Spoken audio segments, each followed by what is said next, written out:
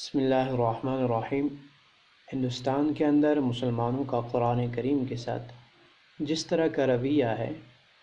یہاں مسلمانوں کے تباہی کے جہاں بہت سے اسباب ہے، وہیں وہ رویہ بھی ہے۔ کسی شاعر نے کہا، وہ معزز تھے زمانے میں مسلمان ہو کر، اور ہم خوار ہوئے تارک قرآن ہو کر۔ مسلمان ہم بھی ہے، مگر ہماری جگ ہسائی، ہماری پسماندگی ترک قرآن کی بنا پہ ظاہر ہے۔ ترک قرآن کا وہ مفہوم نہیں جو عموماً لیا جاتا ہے کہ مسلمانوں نے مغربی عصری علوم کو ترجیح دے کر کے اسلامیات کو پس پشت ڈالا، بلکہ اس موقع پر ترک قرآن کا ایک خاص مفہوم ہے کہ قرآن کریم کے پڑھنے اور پڑھانے میں اس کے الفاظ کی صحت ادائیگی، صحیح تلفظ، تجوید اور صحیح ترنم کا فقدان۔ آپ علیہ الصلوۃ والسلام نے فرمایا، من لم یتغن بالقرآن فلیس منا، کہ جو شخص قرآن کریم کو صحیح ترنم، صحیح ادائیگی کے ساتھ نہیں پڑھتا، فلیس منا، وہ ہم میں سے ہے ہی نہیں، کہ مسلمان ہو کر کے بھی اس نے اپنے اندر اسلامی شان پیدا نہیں کی ہے۔ دوسرے موقع پہ فرمایا، زینوا القرآن باصواتکم، قرآن کریم کو اپنی آوازوں سے مزین کرو، فإن الصوت الحسن یزید فی القرآن حسنا، کہ اچھی آواز قرآن کریم کے حسن کو دوبالا کر دیتی ہے۔ اور یہ بات ظاہر ہے کہ قرآن کریم کے اندر کسی طرح کا بھی رد و بدل، چاہے حرکات و سکنات کی ہو، چاہے الفاظ کا ہو، یہ تحریف ہے، یہ لہن جلی ہے، اور لہن جلی کے ساتھ قرآن کریم پڑھنا تو حرام ہے ہی ہے، قرآن کریم کو سننا بھی حرام ہے۔ چنانچہ علامہ جزری علیہ الرحمہ لکھتے ہیں، التجوید حتم لازم، کہ تجوید قرآن کریم کے پڑھنے والے کے لیے، ایک مسلمان کے لیے ایک لابدی امر ہے۔ من لم یجود القرآن آثم، جو شخص قرآن کریم کو تجوید کے ساتھ نہیں پڑھتا، ایسا شخص سخت گنہگار ہے۔ چلتے چلتے ایک مسئلہ بھی یاد رکھتے چلیں کہ عموماً سبقت لسانی کی بنا پہ نماز کے اندر جو کبھی ہم الفاظ کا رد و بدل ہو جاتا ہے یا حرکات و سکنات کا، کون سی صورت میں نماز فاسد ہوگی، کون سی صورت میں نہیں، تو اس کے لیے یاد رکھیں، بہتر تو ہے کہ موقع محل کے اعتبار سے جب جو صورت پیش آئے اپنے علماء سے پوچھ لیا جائے۔ ایک اصول یاد رکھ لیں آساناً، وہ یہ کہ ہم دیکھیں جو ہم نے جو رد و بدل کیا ہے، چاہے الفاظ کا ہو، چاہے حرکات و سکنات کا ہو، اس سے مضمون بدلا ہے جو ہم پڑھ رہے تھے، یا معنی بدلے ہیں۔ اگر مضمون بدل جائے تو اس سے نماز فاسد نہیں ہوتی، اور اگر معنی بدل جائے تو پھر اس میں پھر دیکھ لیں دو صورتیں، کہ معنی بدل کر کے کوئی اچھا معنی ہوا ہے یا خراب معنی۔ اگر پھر سے کوئی اچھا معنی پیدا ہو جائے تو اس سے بھی نماز فاسد نہیں ہوتی، لیکن اگر معنی خراب ہو گئے ہو، اس میں پھر سے دیکھا جائے خرابی کس طرح کی ہے۔ آیا معنی کے اندر خرابی فحش قسم کی ہے کہ جائز کو ناجائز، حرام کو حلال، اسلام کو کفر،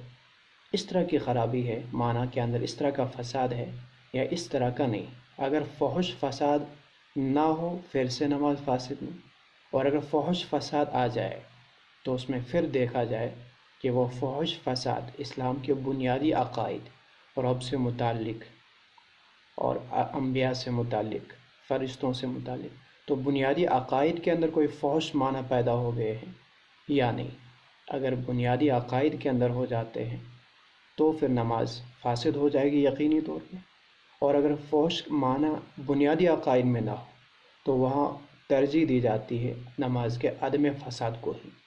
اگرچہ وہاں کچھ لوگ فساد کے قائل ہیں لیکن ترجیح عدم فساد کو ہی ہے۔ انشاءاللہ اس موضوع پر پھر کبھی بات کریں گے۔ تو فی الحال تجوید ایک لازمی امر ہے۔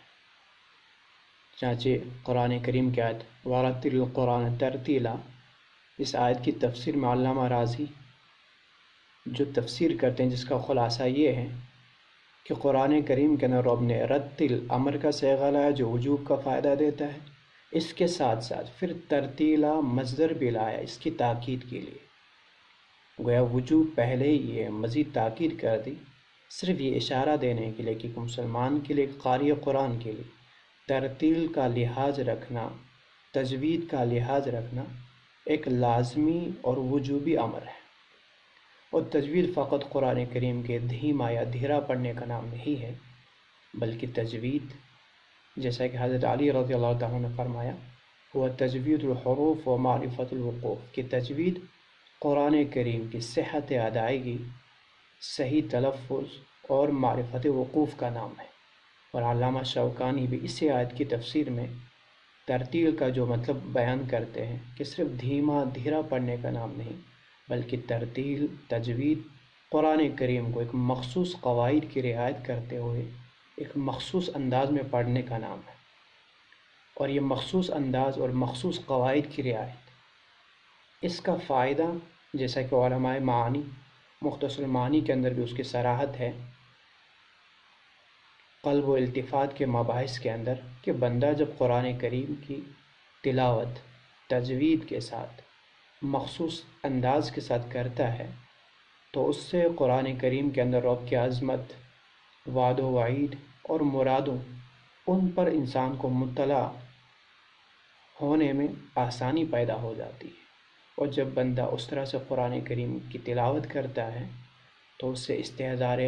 رب اور استحضار قلب حاصل ہوتا ہے، جو عبادت کا اصل مقصود ہے۔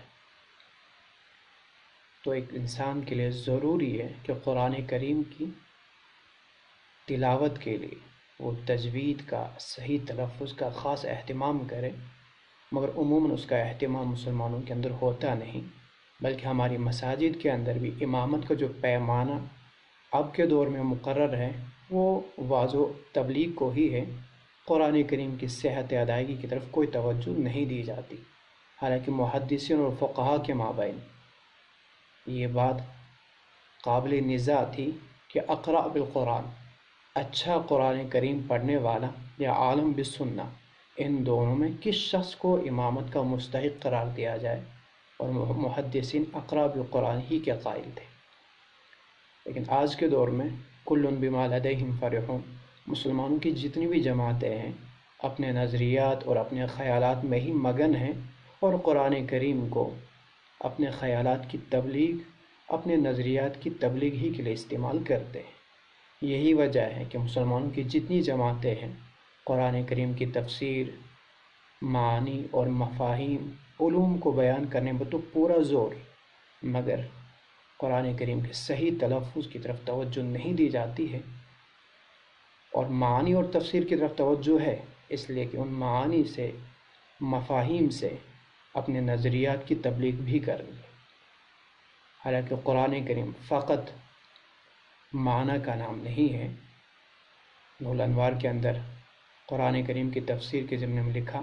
ہوا اسم للنظم والمعنی جمیعا، کہ قرآن کریم الفاظ اور معانی دونوں کے مجموعے کا نام ہے، فقط معانی کا نام نہیں۔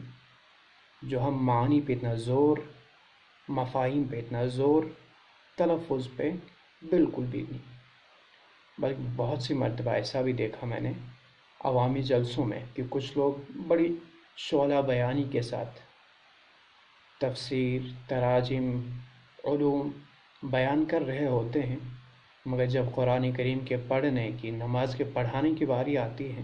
تو وہ عذر خواہی کرتے ہیں۔ تو مسلمانوں کے اندر قرآن کریم کے ساتھ اس طرح کا معاملہ،